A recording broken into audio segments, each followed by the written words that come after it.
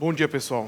Como o pastor Carlos falou, né? Eu agora estou importado, mas na verdade não sou tanto, porque eu também tenho raiz nessa terra, não é verdade? Meu nome é Diogo Inawashiro, meus pais estão ali atrás, meu amigo também, Jorge Ogata, né? Estão ali conosco. E essa é a terra dos meus avós, do meu pai. E para mim é uma alegria poder pregar o evangelho aqui, depois de 5 anos que eu parti. Essa é a primeira oportunidade de pregar o evangelho de novo aqui no Japão. E eu estou muito emocionado e agradeço a Deus por esse privilégio, essa honra, pela confiança da liderança, dos pastores em ceder essa responsabilidade tão grande, né? E me dar a honra, o privilégio de poder trazer a mensagem do Senhor aqui. Muito obrigado pela toda a igreja. Como o pastor disse, há 5 anos atrás, eu e minha esposa, juntamente com a nossa liderança na época, pensamos em ir para os Estados Unidos, nos preparar melhor para que pudéssemos voltar aqui para o Japão num futuro e poder alcançar também japoneses. E aí nós fomos para o Japão, para os Estados Unidos. E nesse período que nós estávamos lá, o crente tem que pregar o evangelho, e é isso que nós vamos falar, e foi o que a gente fez. Os nossos propósitos era se preparar, mas o de Deus é que a gente prega o evangelho. E ali foi levantando pessoas que não conheciam a Cristo, e surgiu a oportunidade, a PCA, a Presbyterian Church em América, me fez o convite de plantar a primeira igreja presbiteriana de língua portuguesa, de fala portuguesa, lá na região da Filadélfia. E a gente orou muito a Deus, não foi fácil, a gente já tinha experiência com plantação de igreja aqui no Japão, e foi muito difícil a situação que eu passei aqui, de desafios. Começar uma igreja do zero, como os nossos irmãos têm feito, não é algo fácil e não é para todos. E nós oramos muito a Deus, mas com o apoio da liderança americana e brasileira, da PCA, a Presbyterian Church em América, nos dando apoio, a gente encarou esse desafio e, graças a Deus, estamos caminhando. Estamos lutando como vocês, né? E é um privilégio poder novamente estar aqui com vocês e falar acerca daquilo que deve sempre ser a motivação para tudo em nossa vida, que é o Evangelho. Se não for o Evangelho, qualquer outra motivação é mundana e não vale a pena. Só o Evangelho. E hoje nós vamos falar um pouco mais sobre isso. A mensagem, agora no momento do culto, nós vamos falar sobre Romanos capítulo 15, 14, 21, e depois nós teremos, na parte do estudo, um estudo mais sobre igreja missional. Por que nós temos que ser missionais? Tá certo? Então vamos lá. Igreja missional. Romanos capítulo 15, verso 14 a 21. Eu tenho o texto também em português e inglês aqui. Quem não está desprovido das escrituras, vai passar o texto aqui no telão, tá bom? Romanos 15, verso 14 a 21. Esse texto servirá de base para a mensagem que o Senhor preparou para esta igreja nesta manhã. Diz assim a palavra do Senhor. E certo estou, meus irmãos, sim, eu mesmo, a vosso respeito, de que estáis possuídos de bondade, cheios de todo conhecimento, aptos para vos admoestardes uns aos outros. Entretanto, vos escrevi em parte, mais ousadamente, como para vos trazer isto de novo à memória, por causa da graça que me foi outorgada por Deus, para que eu seja ministro de Cristo Jesus entre os gentios, no sagrado encargo de anunciar o Evangelho de Deus, de modo que a oferta deles seja aceitável, uma vez santificada pelo Espírito Santo. Tenho, pois, motivo de gloriar-me em Cristo Jesus, nas coisas concernentes a Deus, porque não ousarei discorrer sobre coisa alguma, senão sobre aquelas que Cristo fez por meu intermédio, para conduzir os gentios à obediência por palavra e por obras, por força de sinais e prodígios, pelo poder do Espírito Santo, de maneira que desde Jerusalém e circunvizinhanças até o Ilírico tenho divulgado o Evangelho de Cristo, esforçando-me deste modo por pregar o Evangelho, não onde Cristo já for anunciado, para não edificar sobre o fundamento alheio. Antes, como está escrito, hão de vê-lo aqueles que não tiveram notícia dele, e compreendê-lo os que nada tinham vido ao seu respeito. Vamos orar mais uma vez?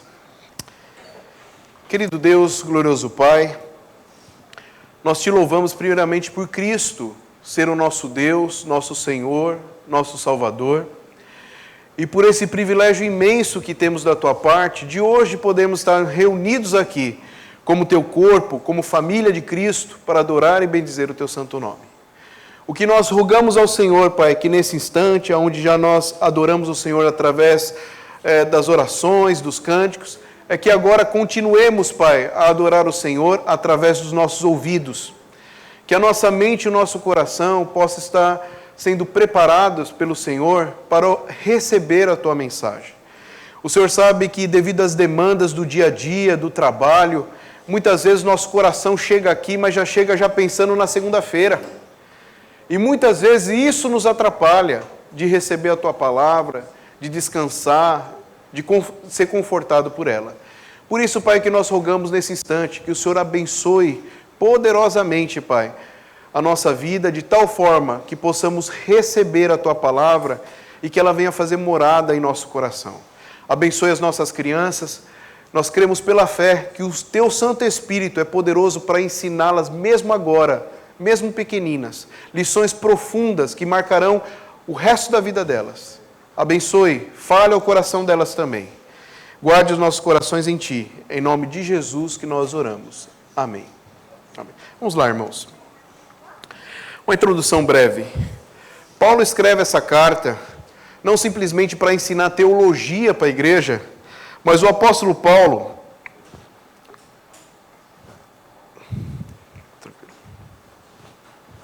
o meu dá para ligar direto, sem isso. Eu tenho HDMI aqui, será que é melhor? Sim. Vamos fazer o teste.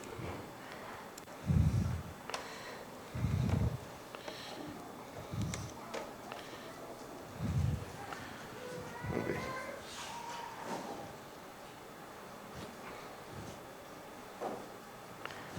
Ok? Acho que vai ficar melhor, né? Então vamos lá. Então, uma introdução básica. Paulo escreve essa carta não simplesmente para ensinar teologia para a igreja, mas para ensinar essa igreja a conhecer o seu Deus e manter-se firme, porque ser cristão é viver na luta, é viver na batalha. Deus não nos chamou para um parque de diversão, Deus não nos chamou para ter uma vida fácil, Deus nos chamou para uma guerra de palavras, que começa lá no Éden. Palavra de Deus, palavra da serpente. É uma batalha. Nós vivemos numa batalha. Igreja de Cristo contra o mundo. Então Paulo, ele escreve essa carta com um propósito, inspirado por Deus, para confortar o coração da igreja e incentivar a igreja a continuar firme nessa batalha. E só tem uma maneira de nós continuarmos firmes nessa batalha: nos firmando, nos segurando no Evangelho. E nessa carta, nós vamos ver que Paulo, não só nessa carta, mas em todo o Novo Testamento, nós vamos perceber que Paulo é o grande missionário levantado por Cristo para que o Evangelho, para que a missão de Deus se expanda. É interessante, né? Que antes de Paulo, os gentios já estão sendo alcançados, já tem gentio sendo alcançado desde o Antigo Testamento, mas você percebe que a igreja ainda está focada nos judeus. A liderança é judaica, as comunidades, na sua maioria, são judeus que se converteram e chegaram a Cristo.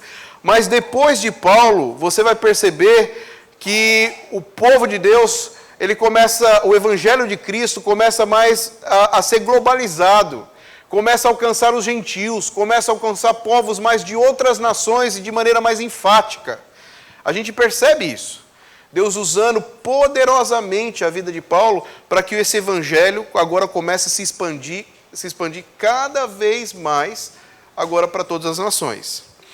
E é interessante que você vai perceber que quando você lê as cartas do apóstolo Paulo, sempre as cartas de Paulo, e essa não foge à regra, vai ter dois principais propósitos. Primeiro, apontar a finalidade da igreja. Segundo, apresentar a prioridade da igreja. Vamos lá. Primeiro, a finalidade da igreja. Qual que é o fim da igreja? Qual que é o fim pelo qual Deus nos criou? O fim principal do homem é honrar e glorificar a Deus.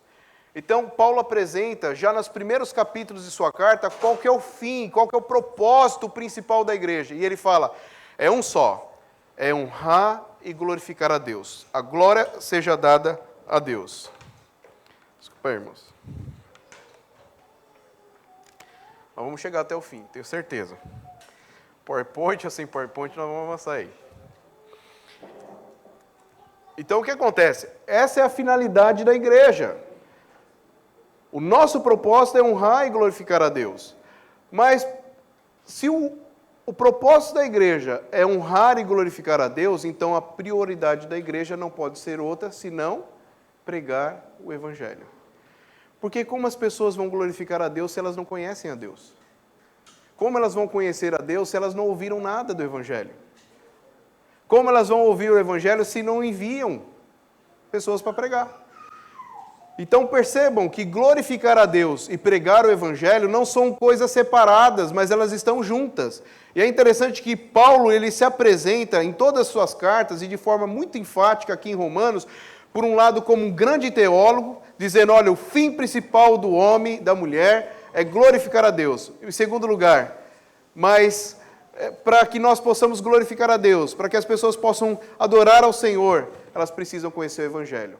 Então, por um lado, ele apresenta como teólogo, por outro lado, como missiólogo. E ele fala, nós temos que glorificar a Deus e por isso nós temos que pregar o Evangelho. E ele vai falar, então, sobre a missão de Deus, a importância de nós entendermos que Deus nos chama através da sua missão. Perceba, é Deus que tem uma missão, não é a igreja, não são os pastores e nem mesmo os membros da igreja. É Deus que tem uma missão. Antes da fundação do mundo, Deus escolheu ter um povo para si. E essa missão ele vai levar até o fim. Então, ao mesmo tempo que nós somos alcançados por essa missão, nós também somos, acho que o problema é meu aqui do meu computador mesmo. Ao mesmo tempo que nós somos chamados por essa missão, nós também somos chamados para ser instrumentos nessa missão. Ou seja, nós estávamos mortos, nossos delitos e pecados, Deus nos chama através da sua missão, e quando Ele nos chama, pecadores, não merecia a sua graça, Ele nos abençoa através do Evangelho, nos recebe como filho, filha, e agora Ele nos usa para a sua missão. E é exatamente isso que Paulo está tratando aqui, e o que nós vamos falar um pouco mais, sobre a missão de Deus. Tem umas pessoas que vão lá para os Estados Unidos, como qualquer contexto imigrante, e ela muda de país e a cabeça dela é o seguinte, eu vou ganhar dinheiro para ficar feliz, não é assim?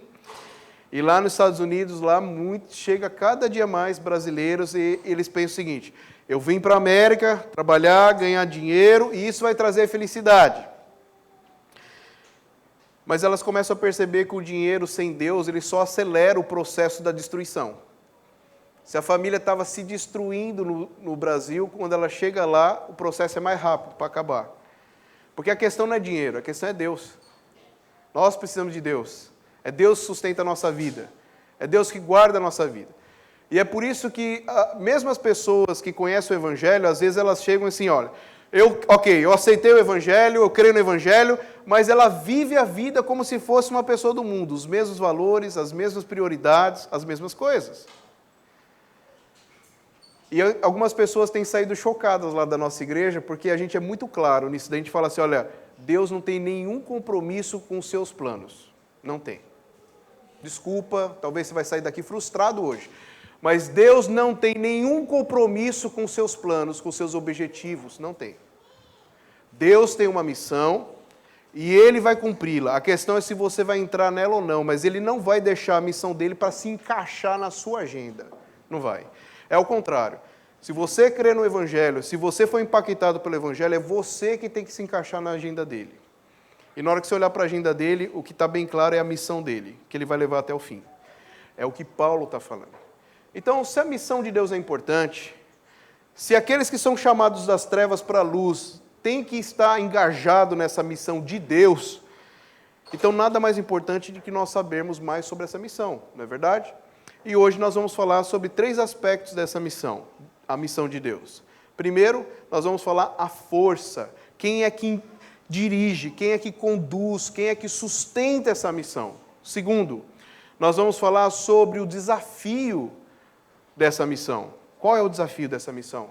Nós somos desafiados, é um desafio grande. E terceiro e último, qual é a prioridade dessa missão? Tá certo? Bem simples. A força da missão, o desafio da missão e a prioridade da missão de Deus. Ok? Vamos lá? De maneira rápida, clara, vamos lá. Então, primeiro, a força da missão. É interessante que o apóstolo Paulo ele deixa de maneira muito clara no texto que nós lemos que a força propulsora da missão é a graça de Deus. Acompanhe o texto. Entretanto, vos escrevi em parte, mais ousadamente para vos trazer isso de novo à memória, por causa da graça que me foi outorgada por Deus. Só antes de a gente falar mais sobre a graça, eu deixei em negrito aqui, de novo à memória. Por que Paulo fala isso? Por que trazer isso de novo à memória? Isso é importante no texto. Porque isso nos revela que o que Paulo está falando agora aqui não é algo assim de somenos. Não é algo assim, olha, tem grandes doutrinas para você aprender de Deus e essa daqui é mais uma delas, assim, um pedacinho. Não. Quando Paulo fala, olha, eu vou trazer de novo à memória para vocês, em outras palavras, Paulo está dizendo o seguinte, olha, presta atenção agora, desliga o celular, foca o coração aqui, porque o que eu tenho para falar para vocês aqui é algo seríssimo. O que eu tenho para falar para vocês aqui é algo de vida ou morte. É aquilo de mais importante que vocês têm que prestar atenção. Eu estou falando sobre Deus e a sua missão. Então eu vou trazer de novo à memória, eu vou lembrar a vocês aquilo que eu tenho lembrado constantemente. Aquilo que é a essência, aquilo que é o fundamental, aquilo que é a prioridade, aquilo que é prioritário. E sabe o que é prioritário? Uma vez que nós estamos na missão de Deus, lembrar que a missão, ela é dirigida e conduzida pela graça de Deus. Pela graça de Deus. Às vezes, irmãos, nós achamos que a missão, a força propulsora da missão, está na igreja. Às vezes nós achamos que a força propulsora da missão está nos pastores, está nos líderes. Às vezes nós achamos que a força propulsora da missão está nos membros, em alguns membros da igreja. Às vezes nós achamos que a força propulsora da missão são as questões financeiras. E Paulo deixa algo muito claro.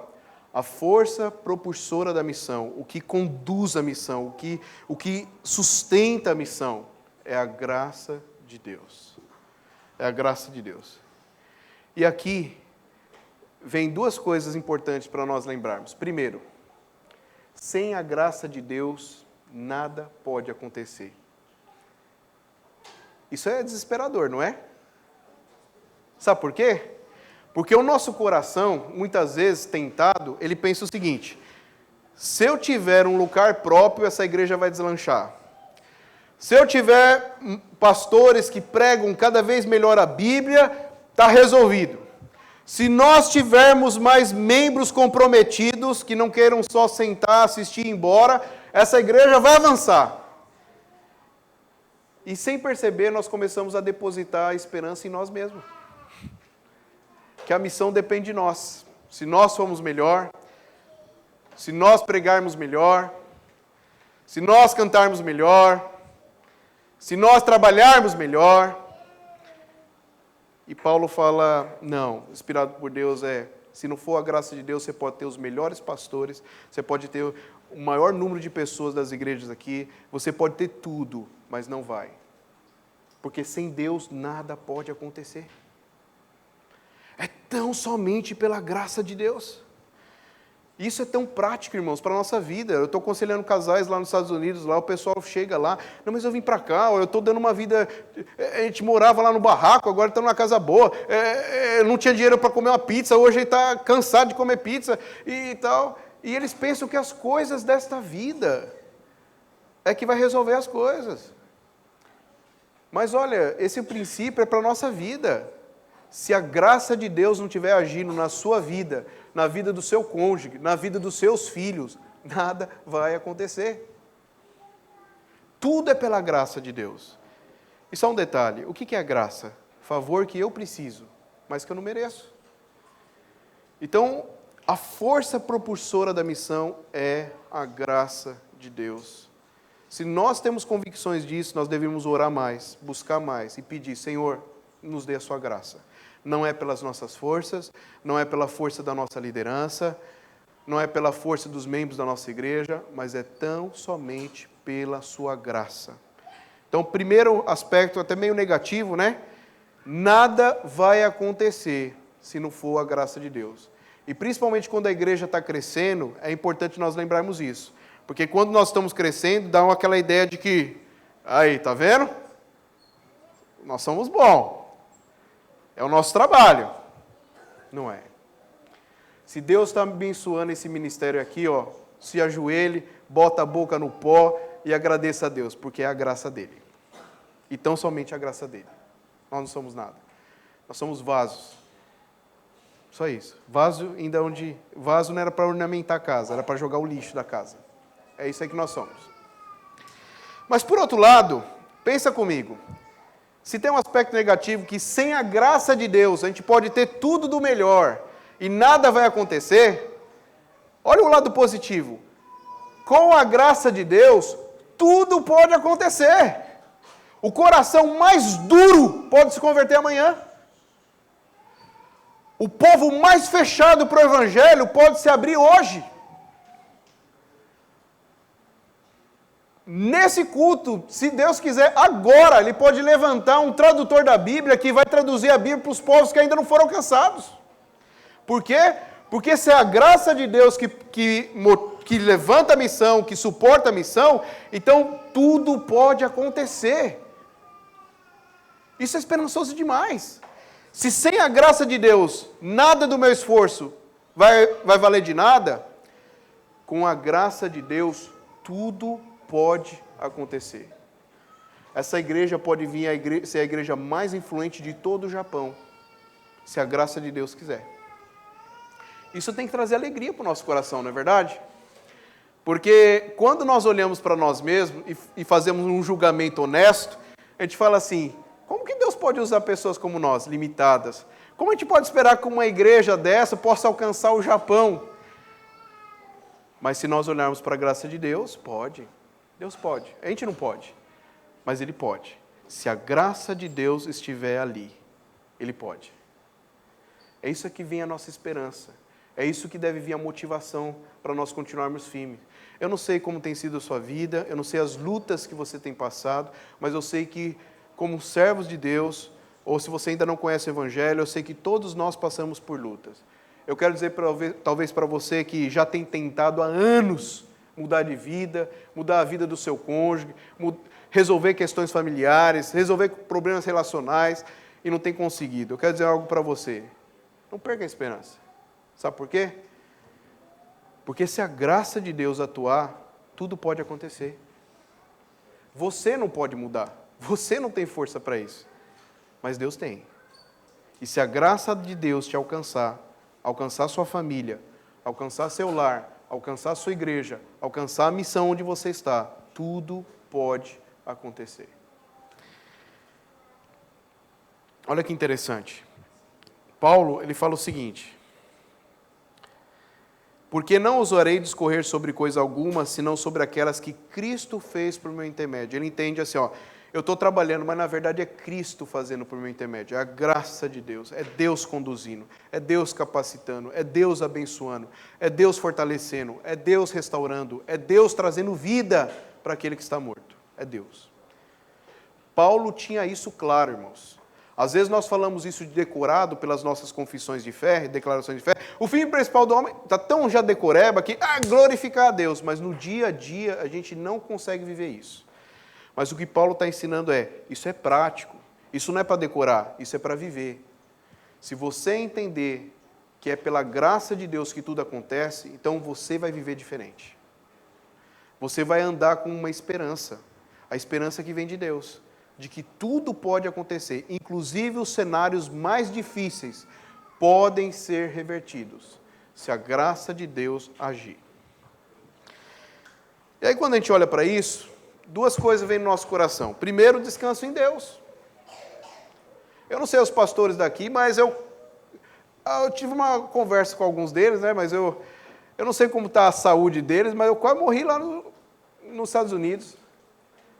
Porque às vezes a gente prega isso e a gente esquece. E a gente acha que o trabalho e a obra vai por nós. E a gente vai fazendo, mas eu estou fazendo. Mas não é eu, é a graça de Deus. Há situações onde o que cabe a nós é descansar, é orar, é esperar em Deus. Tem coisas que às vezes na missão não adianta, não é fazer, é crer, é descansar, é confiar.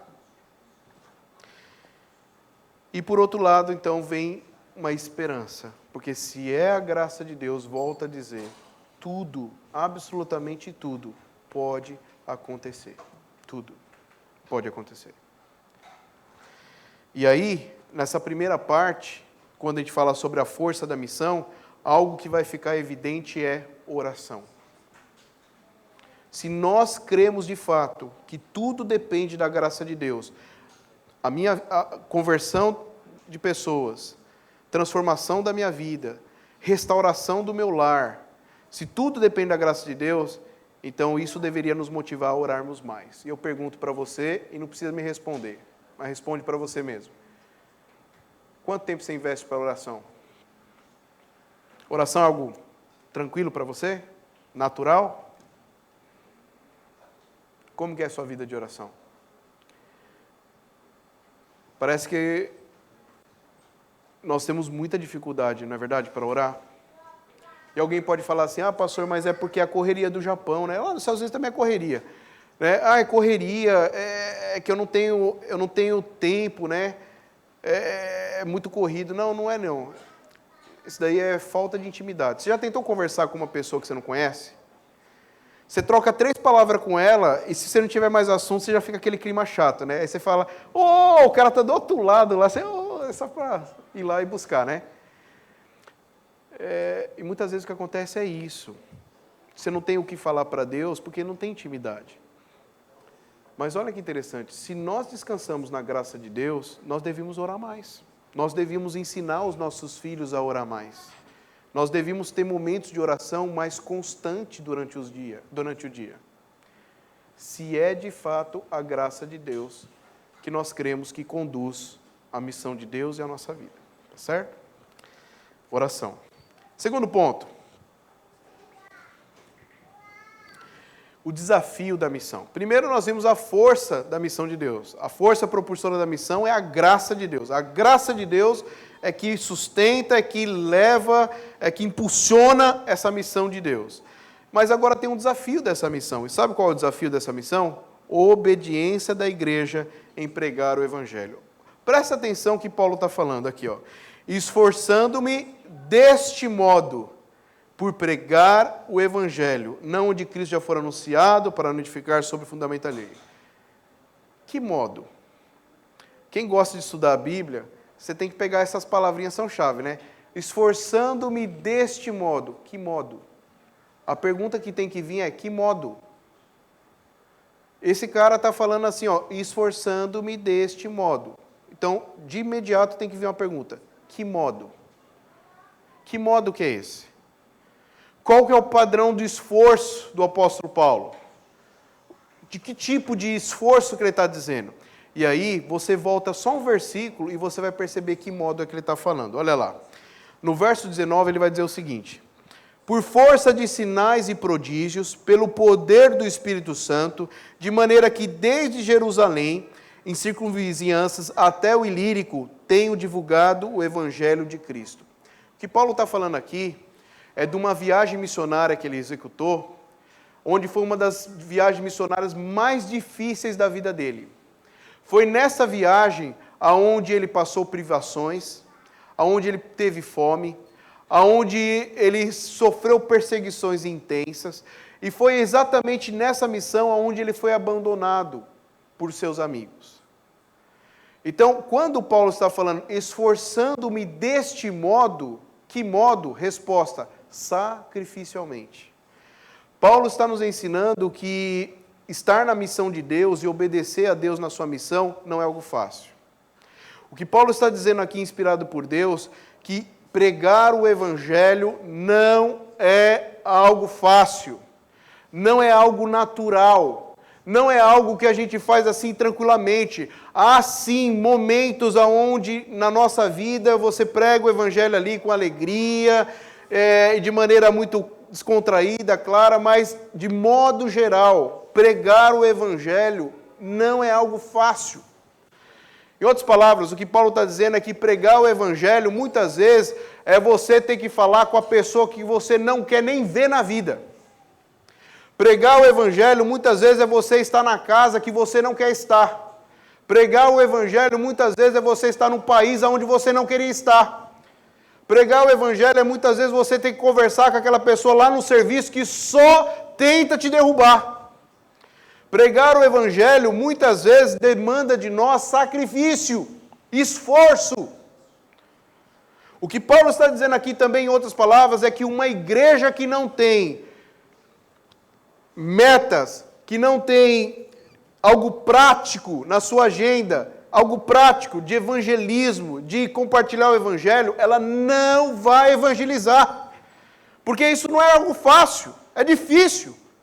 Pensa bem. O maior missionário levantado por Cristo no Novo Testamento, ele está dizendo que para ele pregar o Evangelho, ele teve que se esforçar sacrificialmente.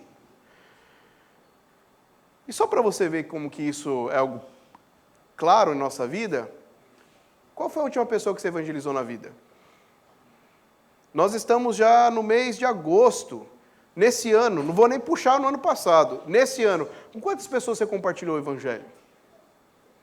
E veja bem, eu não estou falando convidou para ir para a igreja. Convidar para ir para a igreja não é compartilhar o Evangelho. Convidar para ir para uma igreja é uma coisa, evangelizar é outra. Neste ano de 2019, com quantas pessoas você sentou, amigo de fábrica, tudo, para compartilhar o Evangelho? Parente? São muitas? É natural? Parece que não, né? Parece que até os pastores têm dificuldade. Lá nos Estados Unidos nós temos reunião de pastores do nosso presbitério e a gente percebe que a própria liderança tem dificuldade de evangelizar. É o que a Bíblia está falando, irmão. Se você está esperando aquele desejo gostoso, sabe, aquele dia assim com uma brisa legal, se acordar e falar, olha que legal, que dia propício para evangelizar, você não vai evangelizar. Paulo está falando que para evangelizar é esforço, é sacrifício, é negar-se a si mesmo.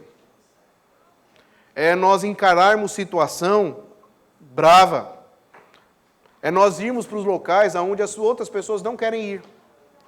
O pastor Spencer, que é um pastor americano da nossa igreja, ele se formou no seminário de Westminster, e aí ele estava procurando uma igreja para fazer licenciatura e uma missão para engajar. Aprendeu português com 4 meses.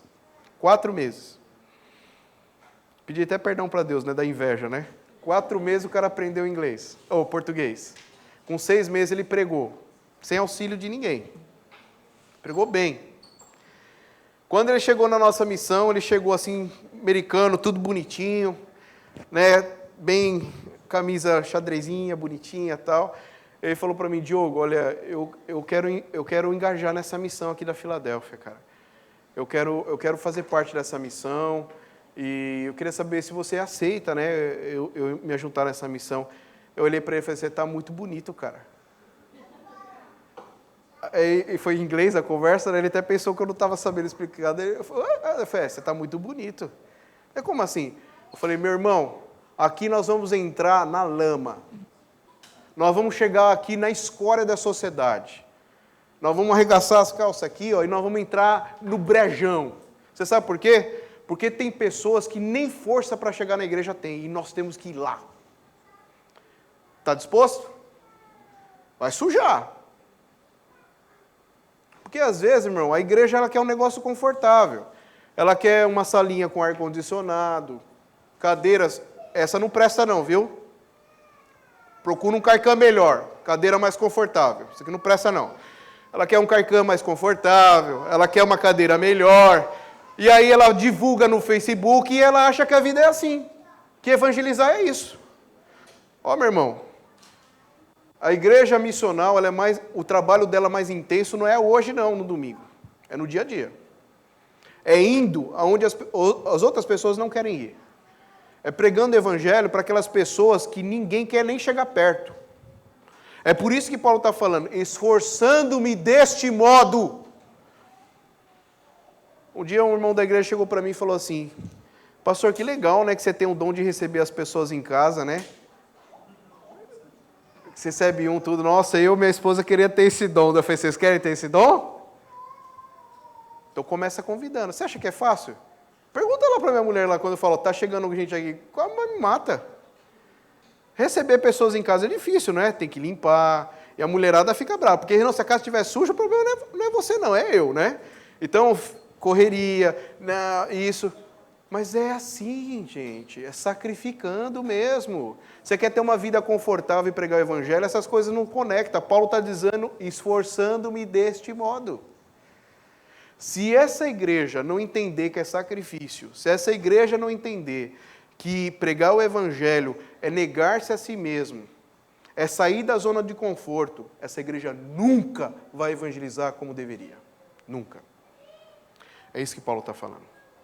Se por um lado nós temos a força propulsora da missão, que é a graça de Deus, isso deve trazer esperança, firmeza, alegria para a gente continuar. Por outro lado, nós temos que entender a nossa responsabilidade. É sacrifício. Não mais do que Cristo fez por nós, jamais. Não chega nem aos pés. Mas ainda é um sacrifício. Ainda é um negar-se. Ainda é um esforçando deste modo. É o que a Bíblia ensina. Para isso, eu quero, nesse instante, trazer à luz o que é esse esforço. Para que esse esforço? Nós estamos falando aqui de esforço, irmãos. Não é para ter um grupinho religioso. Nós não estamos falando de ter um esforço aqui para ter uma comunidade para a gente ver os amigos. Nós estamos falando de um esforço onde o Evangelho de Cristo é o centro de todas as coisas. E a pergunta é, o que é o Evangelho? Porque é interessante que quando você fala assim, ó, nós temos que evangelizar, e a igreja já perdeu isso de vista, tanto é que ela pensa que evangelizar é convidar para a igreja.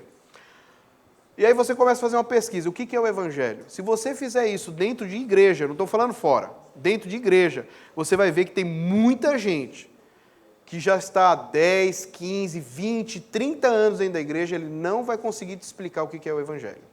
Mas vamos lá. Se nós temos que se esforçar sacrificialmente para pregar o Evangelho, então a pergunta é, o que é o Evangelho? Resposta. O Evangelho são as boas novas, a boa notícia. E qual boa notícia que é essa? E alguém pode se precipitar e falar assim, é a salvação. E eu falo para você, vai com calma, porque na frente da salvação tem o Salvador. Qual que é mais importante? O presente ou quem está dando presente? Pai e mãe, quando vocês dão presente para os seus filhos, vocês esperam que os seus filhos se agradem principalmente do presente ou de vocês? Quem é mais importante, o presente ou o presenteador? Quem vem na frente? Quem é que nós temos que amar? Perceba que o evangelho que está sendo pregado hoje em dia é até um evangelho que faz com que as pessoas se centram não no que Deus é, mas no que Ele faz. E quando nós olhamos para o evangelho bíblico, nós vemos que a boa nova, em primeiro lugar, não é que Deus tem salvação para você, mas a boa nova, em primeiro lugar, é que nós temos um Redentor. O Salvador é mais importante que a salvação. Ele vem primeiro. Mas se não está junto, mas nós temos que fazer essa distinção. Pastor, mas você não está sendo muito pique, ou quibichi, né? Lá no Estados Unidos fala pique, detalhinho. Então vamos lá. Vocês lembram dos amigos de Daniel, quando eles foram jogados lá na fornalha? O que o rei falou para eles? Se vocês se prostrarem, não é assim? E se vocês adorarem outro Deus, vocês vão ser libertos aí da fornalha. Vocês lembram que os amigos de Daniel responderam? A resposta deles foi o seguinte, rei, é o seguinte, o nosso Deus, se Ele quiser, Ele pode nos libertar. Agora, Ele pode. Mas se Ele não quiser, Ele não vai nos libertar. Mas uma coisa o senhor tem que estar sabendo, que Deus nos libertando ou não, nós não vamos se prostrar a outros deuses. Sabe o que eles estão nos ensinando? Nós não servimos a Deus pelo que Deus faz, mas nós servimos a Deus em primeiro lugar pelo que Ele é. Ele é o nosso Deus. Ah, isso faz diferença? Faz muita diferença. Pode olhar aí o evangelicalismo distorcido que tem sido aí hoje em dia, as pessoas estão centradas no que Deus faz. Deus não fez, ela vira as costas. Porque esse é o evangelho que está sendo pregado. Centrado não na pessoa de Deus, mas no que Ele faz. E o que Ele faz é importante? Sem dúvida nenhuma. Mas antes do que Ele faz é quem Ele é.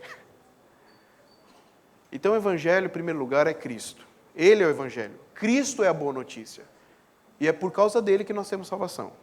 E aí quando você olha para Cristo, você vê duas notícias. Primeiro, a má notícia. E sabe qual que é a má notícia? Ninguém vai ser salvo pelos seus méritos. Ninguém.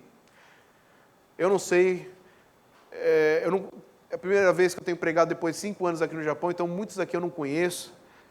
Mas eu quero dizer algo para você. Não leve para o pessoal, mas eu quero dizer para você o seguinte. Se hoje você está aqui e você pensa assim, olha, eu sou até uma pessoa religiosa, porque eu estou acima da média. Porque tem uns caras lá, furiô lá na fábrica, que é um lixão, cara. Umas minas lá, terrível. Mas eu não, eu pago meu imposto, não falo palavrão, não roubo, não mato, frequento a igreja. Então, assim, eu acho que eu estou mais próximo de Cristo. Eu quero dizer para você com toda a franqueza e com respeito, mas eu preciso falar isso para você. Se você pensa dessa maneira, eu quero dizer para você que você está longe do Evangelho, mas muito longe mesmo.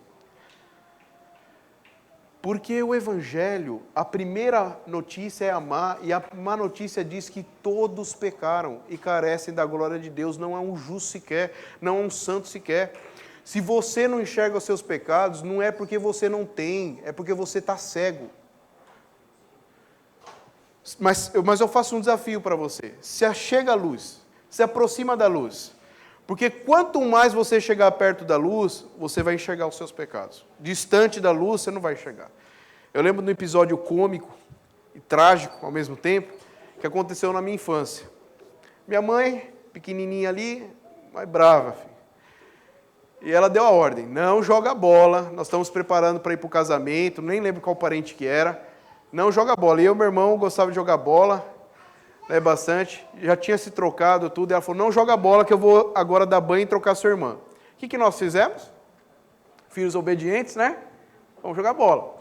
E meu irmão chutou a bola e bateu bem no meu peito. Opa, bem no meu peito. Eu falei, lascou, eu já vou sair daqui tomado uma surra, né? E aí o que eu fiz? Eu tive a brilhante ideia de ficar assim, metade do meu corpo na sala, a parte limpa, para falar assim para ela, estou aqui, né? E a outra metade no quarto, que estava escuro. E aí eu falei, vamos, né? Que na hora de ir embora eu entro ali no meio dos meus irmãos, tudo ali, sentou, e lá no casamento eu me sujei lá, né? Aí estava dando tudo certo, até a hora que o meu irmão chegou por trás e acendeu a luz e ela viu. Talvez você esteja assim, meu irmão. Talvez você esteja assim, minha irmã. Talvez você não reconheça os seus pecados, não é porque você não tenha, porque você não está na luz. Mas deixa eu falar para você, se aproxima de Jesus. A Bíblia fala que Ele é a luz do mundo. Se aproxima de Jesus. Quanto mais você se aproximar de Jesus, mais você vai ver quem você é. E aí sabe o que você vai dizer? Você vai dizer como Paulo disse lá em 1 Timóteo, capítulo 1, verso 15. Fiel é a palavra e digno de toda aceitação, que Jesus Cristo veio ao mundo salvar os pecadores, do qual eu sou o principal. Essa é uma diferença nítida entre o crente maduro e o crente que não é maduro. O crente que não é maduro, ele vê todos os defeitos dos outros. Mas quanto mais você amadurece no Evangelho, mais você vê o seu e não do outro. Então, primeira má notícia, ninguém vai ser salvo pelos seus méritos. Se você não consegue enxergar os seus pecados, pede para a liderança, os pastores aqui, os discipuladores, puxa, me ajuda aqui, me puxa aqui, eu quero conhecer mais Jesus. Porque à medida que você aproximar de Jesus, você vai ver que você não vale nada. Que você precisa de Deus. Não é Ele que precisa de você, é você que precisa dele. Mas tem a boa notícia. E qual que é a boa notícia? Que tem salvação para você, que tem novidade de vida para você. Mas essa notícia só faz sentido com a cruz. Por que a cruz? Porque a cruz é a garantia que os nossos pecados são pagos. Eu lembro até hoje, eu estava aqui no Japão, quando uma criancinha chegou para mim e falou, tio, eu tenho uma pergunta. Eu falei, pode falar. Deus tem amnésia? Eu falei, meu Deus do céu, né? E uma dica, quem quer estar estudando teologia e quer crescer em teologia, não dá estudo para adulto não, cara. Adulto às vezes está lá, e a cabeça dele está em outro lugar. Dá estudo para criança. Aí você vai ver as perguntas que vão surgir. Tio, Deus tem amnésia? Eu falei, rapaz, por que você está falando isso? Porque a Bíblia fala que ele se esquece dos nossos pecados. Se esquece, tem amnésia. Aí olha que coisa, eu ensinei, tentando explicar para uma criança, acho que tinha 6 ou 7 anos, eu falei para ele assim, não, quando a Bíblia fala, Deus não pode esquecer, primeiro de tudo, Deus não tem amnésia, Ele não pode esquecer. A Bíblia fala que Ele é onisciente, ou seja, Ele tudo sabe, tudo conhece e nada Ele pode esquecer. Mas a Bíblia nos fala, quando Deus fala que Ele se esquece dos nossos pecados, aquilo é um termo jurídico, que um juiz apresentaria e falaria assim, o termo, a ideia é, Deus não vai lançar de novo no seu rosto a sua dívida. Por quê? Porque quando ele olha para a cruz, ele vê que a sua dívida já foi paga. Se eu chegasse para o Glauber e falasse, Glauber, você está me devendo 100 mil ienes. Mas olha o que acontece, um dia antes o pastor Carlos chegou lá e falou assim, olha, tem a dó do Glauber, coitado. Está uma correria doida, quase morreu aí, depressão. Está aqui, ó. Eu pago 100 mil do Glauber. Eu chego no outro dia e falo, Glauber, você não vai pagar os seus 100 mil? Isso aí está certo da minha parte? Por que não? Eu estou cobrando uma dívida 2 vezes. Porque a cruz para nós é algo importante. Porque a cruz para a história do cristianismo é algo sério. Porque a cruz é a garantia que Deus não vai nos punir. Por quê? Porque uma vez que nós confiamos em Cristo como nosso único, suficiente Salvador, Ele já pagou. E Deus não é injusto. Ele não vai cobrar uma dívida 2 vezes. É por isso que se você crê no Senhor Jesus, você pode ter confiança da sua salvação. Não é por causa de você, é por causa dEle. Ele já pagou. Ele já pagou. Esse é o Evangelho. Então, nós temos que sacrificar desse modo, a obediência da igreja, e aí vem uma pergunta, pastor, como que eu vou obedecer? Como que funciona isso? Deixa eu contar a história para vocês. Se por outro lado, a primeira parte, a força propulsora da missão é a graça de Deus, e isso deve nos motivar a orar mais, nessa segunda parte, o desafio da missão é a obediência a Deus, isso nos leva a agir mais. E não sei se vocês estão lembrados, mas o slogan da reforma protestante foi orare e labutare, em latim, que era a língua religiosa da época. E o que significa isso? Oração e labuta, trabalho. Ao mesmo tempo que nós temos que orar bastante, nós também temos que trabalhar bastante. Olha que legal. Esse é o nosso desafio. Vamos orar, vamos sempre orar, porque é a graça de Deus. Mas a gente não pode se omitir. Vamos trabalhar. Vamos se esforçar. Pastores, qual região aqui de Nagoya que tem brasileiros, a gente pode ir lá, entrar em contato? Quais são os amigos que você tem na fábrica? Faz uma lista de 10 amigos não crentes. Começa a orar por eles. Pensa, olha, eu vou chamar esse para ir na minha casa, eu vou chamar aquele para ir no Joyful, eu vou fazer isso daqui. Se você não se esforçar e colocar de maneira prática, você não vai evangelizar. Se você ouvir essa mensagem e achar bonita e ir embora, esquece. A minha esperança é que agora você já tenha pensando assim na sua cabeça, quem você vai evangelizar. É esforço. É sair da zona do conforto. É trabalhar.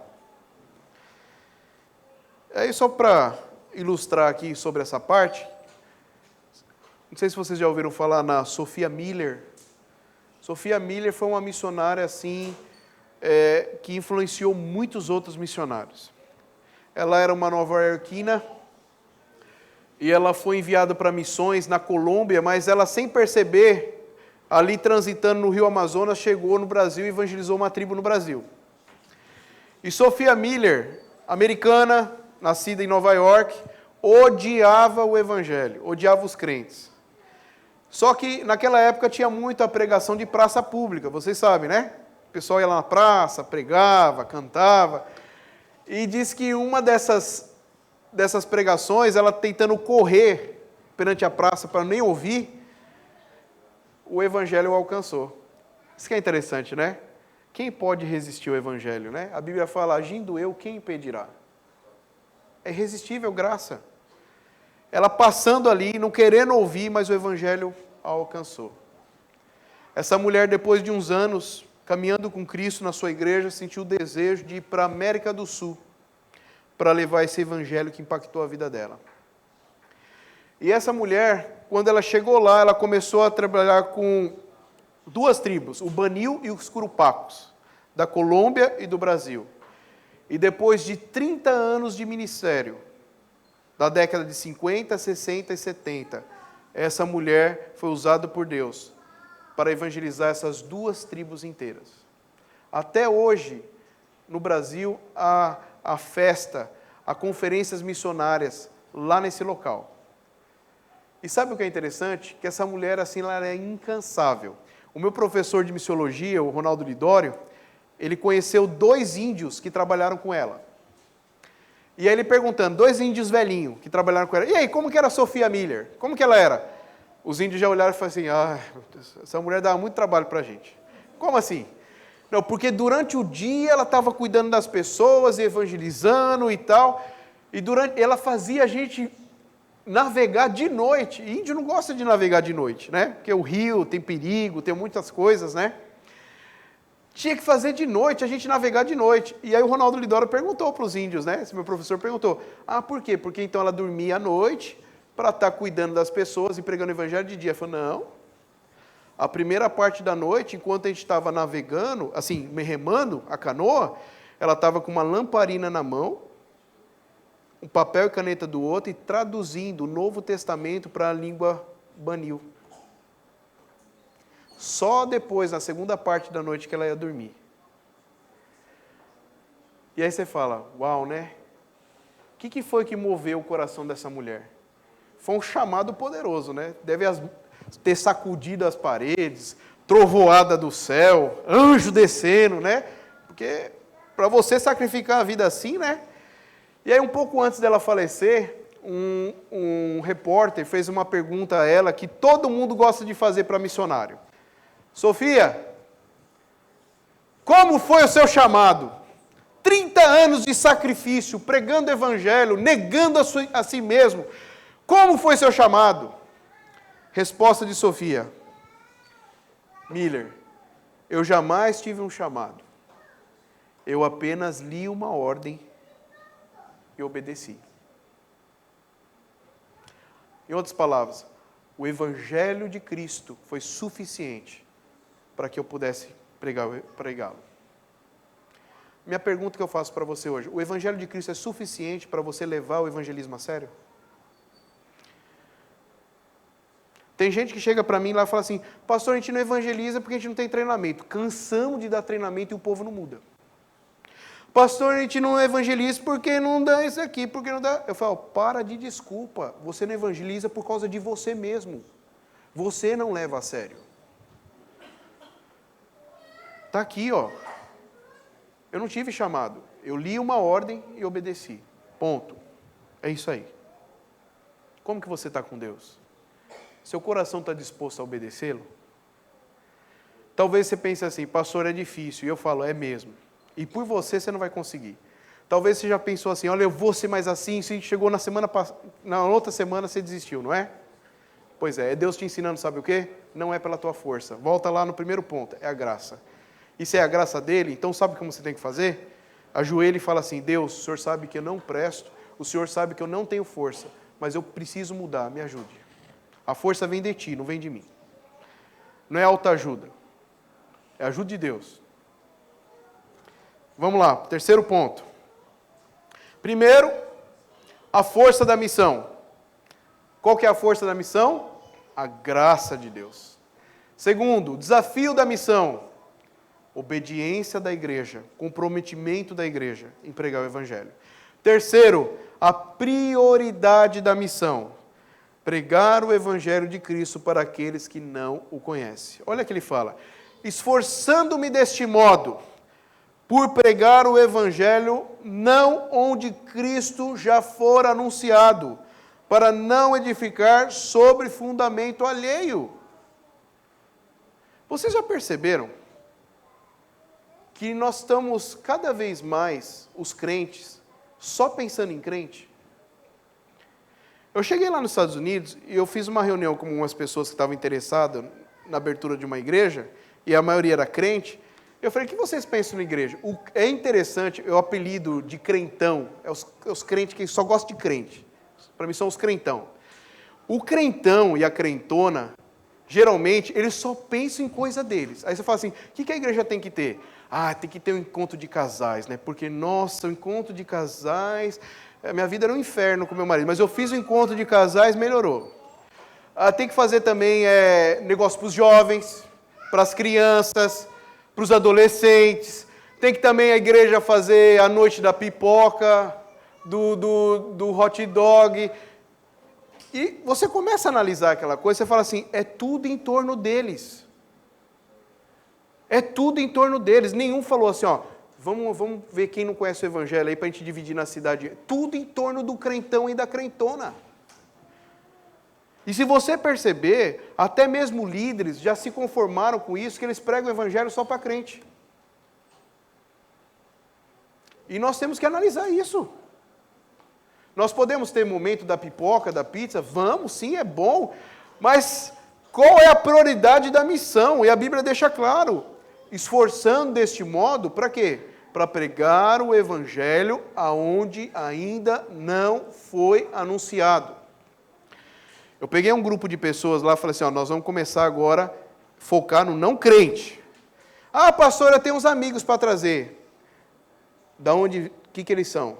Um era da Assembleia, o outro é feito. Deixa lá, pelo amor de Deus. Eu quero um amigo não crente. Aí um olhou para mim e falou assim: mas os não crentes que eu tenho é só tranqueiro. Eu falei: é esses aí. Nota aí, vamos aí. E aí eu combinei um grupo, falei assim: nós vamos sair, chama esses caras. Chega lá, o que o povo da nossa igreja faz, no início? Na hora que eu vou ali sair para pegar o refrigerante, na hora que eu volto, o povo da nossa igreja está com os não crentes na volta e estão falando sobre o quê? Igreja. Pelo amor de Deus. Isso que acontece com uma igreja que já abandonou a missão de Deus. Ela está tão entretida nela, ela está tão focada nela, que ela já deixou a prioridade. Ela não prega mais o evangelho. E olha, gente, sair do nosso conforto é difícil, mas é isso que Deus quer. Pregar o evangelho aonde não foi ainda anunciado. Antes, como está escrito: hão de vê-lo aqueles que não tiveram notícia dele e compreendê-lo os que nada tinham ouvido a seu respeito. Ainda ele cita uma passagem do Antigo Testamento para deixar claro: sempre foi na Bíblia, a prioridade é aqueles que não conhecem. Eu sei que é gostoso, nós estamos com os crentes, né? Bom estarmos aqui, né? Mas não é isso, irmão, só isso não. Nós temos que avançar, nós temos que deixar muitas vezes os nossos irmãos aqui ir para a linha de batalha. Se hoje nós temos uma Bíblia na mão, nós temos pregadores aqui, é porque teve muitos irmãos que deixaram bom estarmos aqui e foi para a linha de guerra. Deram seu sangue, literalmente. E alguém pode falar assim: mas pastor, se nós tivermos uma igreja aconchegante, se nós tivermos uma igreja com louvor 10, se nós tivermos uma igreja com os pregadores assim, fera, a igreja em comunhão, sem briga, compartilhando um a vida com o outro, o evangelismo não vai fluir assim naturalmente. As pessoas não vão olhar para nós assim e vai ser evangelizada. 2 erros aí. Primeiro, o evangelho não é você e nem o testemunho da sua igreja. O evangelho é Cristo. Quem crê que pode trocar o evangelho pelo testemunho de vida é a teologia da missão integral. Nós não estamos nisso. O seu testemunho não é o evangelho. Então não substitui não. Isso não funciona. O evangelho é Cristo e nós temos que pregar Cristo. Segundo, não vai não. Vocês lembram lá em Atos, capítulo 2, Pentecoste? O povo acabou de ouvir Pedro trazer uma palavra poderosa. Tanto é que quantos mil convertidos ali? Mais de 3, não é? E a igreja está vivendo na comunhão, da doutrina, dos apóstolos, meu irmão. E não é apóstolo falso não, que nem tem hoje, é apóstolo de verdade. Doutrina, oração, comunhão, vendendo os bens para ajudar os irmãos. E a pergunta que eu faço é, e a igreja voltou para a missão de Deus ali? Não. Ela ficou tão acomodada, sabe, com os irmãos legal e tudo, que Deus lá em Atos 8 teve que mandar uma perseguição para ela espalhar e continuar a missão. Não vai fluir naturalmente. Nós temos que se esforçar. Temos que ter no planejamento da igreja onde nós vamos evangelizar, de que maneira, de que forma, quais são as pessoas. Chegaram para mim lá e falaram, pastor, a igreja aqui, né, no começo estava vazia, né? Falei, tá, e é culpa sua. Eu já sou assim, culpa sua. Ah, culpa minha. Escreve aí numa folha aí, 10 amigos não crentes. Nem isso consegui escrever. O crente está tão assim que nem amigo não crente ele tem. Escreve aí, 10 nomes de não crentes. Começa a orar. Depois de um mês nós vamos começar a reunir aqui e pensar como a gente vai alcançar essas pessoas. Passou um mês, quem perseverou nisso? Nem orar por um crente conseguiram. É essa a mensagem aí, irmãos. A gente pode reunir aqui e se esquecer da missão de Deus. Mas vamos lá. Vamos para a parte final. Pensar e refletir. 3 perguntinhas para nós encerrarmos e mais um testemunho no final e a gente encerra. Primeira pergunta. Você crê que a graça de Deus conduz sua vida? De verdade? Na hora que o bicho está pegando? Na hora que a sua casa está despedaçada? Na hora que os seus relacionamentos estão quebrados? Na hora que você olha para a igreja e dá um desânimo, você crê de fato que Cristo é que conduz a sua vida? Que a graça de Deus conduz a sua vida? Irmão, se nós esquecermos disso, nós vamos morrer. Nós vamos se acabar. Nós precisamos lembrar disso diariamente. É a graça de Deus que conduz. Segundo, qual tem sido o seu sacrifício na missão? De modo prático. Quanto tempo na semana você se dedica a evangelizar aquele que não conhece? Faz essa pergunta para você. Durante uma semana, quanto tempo você se dedica para levar o evangelho para quem não conhece? Ó, irmão, talvez é triste, é trágico, mas talvez tenha aqui pessoas que já estão há 15 ou mais anos dizendo, eu sou evangélico, e nunca pregou para ninguém.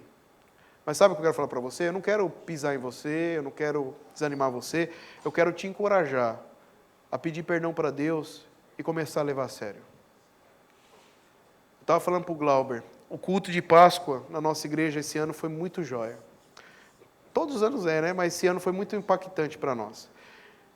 Eu trouxe uma mensagem sobre a ressurreição de Cristo em Marcos 16, e é interessante que aqueles que creem na Páscoa verdadeira, que Cristo ressuscitou, não é só dizer, eu creio. Todos eles que não criam, Jesus falou, agora você crê? Então prega o Evangelho. Em outras palavras, se você não prega o Evangelho, reavalie se você crê mesmo que Cristo veio ao mundo, morreu, ressuscitou, subiu ao céu por você. Porque a Bíblia nos mostra que quem crê, esse é o padrão que Cristo está dizendo, vai pregar. Se você não compartilha o Evangelho, você tem que se questionar se de fato você creu de verdade. Qual é o sacrifício? É sacrifício. Terceiro, para acabar. Quem você pretende evangelizar? Eu vou ser sincero com você, se você sair daqui hoje, sem pelo menos uma pessoa na cabeça, você está pensando aí, esse fulano não conhece o Evangelho, vou evangelizar, já até sei, você vai sair daqui, vai comer um onigiri ou outra coisa lá e já esqueceu dessa mensagem. É esforço, é algo sério, compromisso, na agenda. Por fim, alguém pode falar assim, pastor, eu até quero evangelizar, mas tem uma barreira na minha vida. Qual que é? Eu sou um traste. Mesmo conhecendo a Cristo e tudo, eu olho para minhas atitudes, eu olho para a minha vida, e eu vejo que eu sou um pecador. Eu quero dizer para você o seguinte, se você se sente assim, louve a Deus, porque tem gente que nem isso mais sente. Agora faz o seguinte, se você crê nisso, que você precisa confessar os seus pecados, que você precisa pedir restauração de Deus na sua vida, faça isso hoje. Faça isso hoje. A Bíblia diz que Deus é pronto em perdoar. A Bíblia fala que é garantido, se você confessar os seus pecados, Ele está pronto a perdoar. Mas confesse, peça para Deus restauração, porque se tem algo que impede a igreja de evangelizar, é o pecado. Peça. Talvez você esteja sofrendo como John Newton. Para quem não conhece, John Newton foi um homem que escravizou, um inglês que escravizou muitas pessoas da África para a Europa, para a América. E esse homem assim, ele foi um homem terrível. Ele disse que nos sonhos dele, depois que ele já tinha conhecido o Evangelho, se tornado pastor, ele ainda sonhava, tinha pesadelos, na verdade, durante a noite, daquelas pessoas, milhares de pessoas gritando assim, ó, por favor não faça isso, por favor não me mate, por favor não separe eu do meu filho. E ele falava que mesmo depois de anos no Evangelho, já sendo pastor, isso atormentava ele. A velha vida. E ele fala que quando acontecia isso, o que vinha na mente dele era isso. Eu sou um grande pecador. Não tem como negar, eu fiz isso mesmo. Eu fiz, eu era assim. Eu matei pessoas, eu destruí famílias, é isso aí. Mas ele diz que quando vinha isso na mente dele, uma segunda coisa muito mais poderosa vinha também. Mas Cristo é um grande Salvador. Talvez você esteja aqui analisando o seu pecado e você pense assim, eu sou um grande pecador, quem sou eu para pregar? Eu quero dizer para você, se você é um grande pecador de verdade, então uma boa notícia para você é, você tem um grande Salvador. Muito maior que os seus pecados. E Ele mesmo é que está te chamando para a missão dEle. Venha, se envolva, se comprometa. Para de viver a vida de crente relaxado. Se envolva com a missão. Porque para todo grande pecador existe um grande Salvador, que é Jesus. E Ele mesmo está te chamando. Vamos comigo. Vamos levar a sério a missão. E eu quero encerrar com mais os dizeres de John Newton. Esse homem diz o seguinte, eu não sou o que eu deveria ser. Eu não sou o que eu quero ser. E eu não sou o que um dia eu serei. Olha para isso aqui. Esse é um cara decidido, não é verdade? Um cara honesto. Melhor do que aqueles caras que chegam assim, eu sou piedoso, toma cuidado com esses. Esses daí são os piores. Esse cara já chegou e... É isso aí, ó. Eu não sou o que eu deveria ser, eu não sou o que eu quero ser, e eu não sou o que um dia eu serei. Mas, eu não sou o que eu já fui. Muitas pessoas me falam, pastor, eu olho para a minha vida e eu não sinto que eu tenho moral, que eu não sou digno para pregar o Evangelho. Então eu só venho para a igreja, escuto e deixo as pessoas que têm dignidade e moral. E eu falo para essas pessoas, quem é digno? Pastor, quem é digno? Você acha que eu estou aqui porque eu sou digno? Pergunta para minha família se eu sou digno. Pergunta para minha mulher que convive comigo o dia inteiro se eu sou digno. Ninguém vai para o púlpito ou vai pregar o evangelho aí porque é digno. O mérito não está em nós. O mérito todo é só de Cristo. Talvez você pode dizer isso, ó. Eu não sou o que eu quero ser, eu não sou o que eu deveria ser, eu não sou o que eu serei. Mas se você consegue pelo menos dizer, mas eu já não sou quem eu fui, vamos embora. Vamos pregar o evangelho. Vamos levar o Japão para Cristo, para a glória de Deus. Que Deus abençoe.